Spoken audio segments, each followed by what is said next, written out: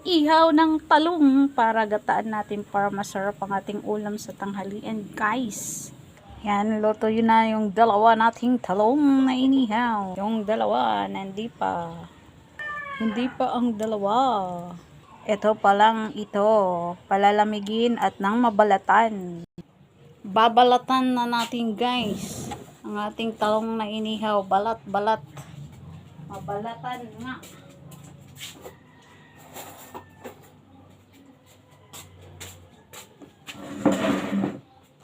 Balatan natin, guys, ang ating talong. Ang bango, guys, oh. Bango ng inihaw na talong. Kasi lalagyan po natin, guys, ng gata. Yan. Para mabango, guys. Masarap ang ating tanghalian ng ating mga anak. Kaya binabalatan. Tapos, kailangan tingnan po yung loob, baka kasi po may uod. Kailangan malinis na kakainin. Yan, guys. Hanapin natin. Ayan. So, lagyan natin ng konting mantika ang ating kawali. Tapos, gisa natin ang bawang. Bawang, gisa.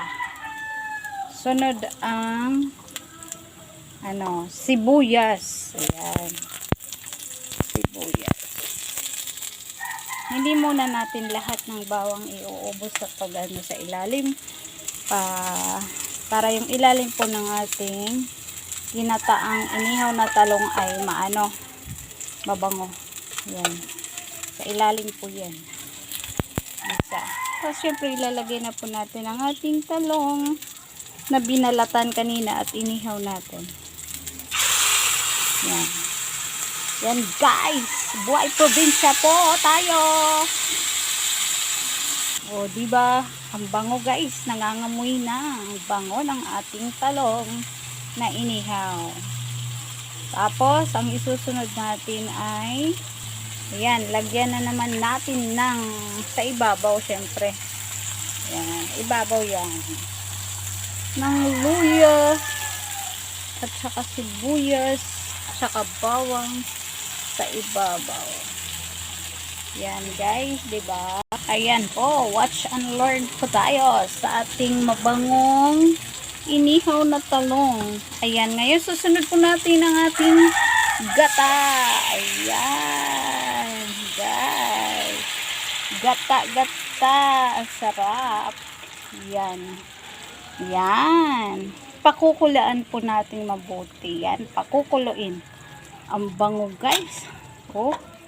Ang bango-bango. Ayan po. Lagyan natin konting pampalasa lang. Konti lang. Ayan po. Susunod ko po ito po yung tuyo. Ayan. Ilalagay ko sa ibabaw para maggata. Masarap po yan na partner, guys. Ayan. Nice and delicious. Delicious. This is for our kids kasi lalabas na sila galing sa school. Dapat ma-discarding nanay tayo. Ayan, naglulunok-lunok na. Oh, baliktad rin para masarap. Baliktad. Yan po. Oh, ayan ang ating tuyo. Ayan, ups. Tuyo. At saka talong na hinatukan. Tarong, makamot. Diba, guys? Ang sarap-sarap ng ating inihaw na talong na ginataan na maraming mga spices with bulad or tuyo for our lunch. Thank you for watching my vlog.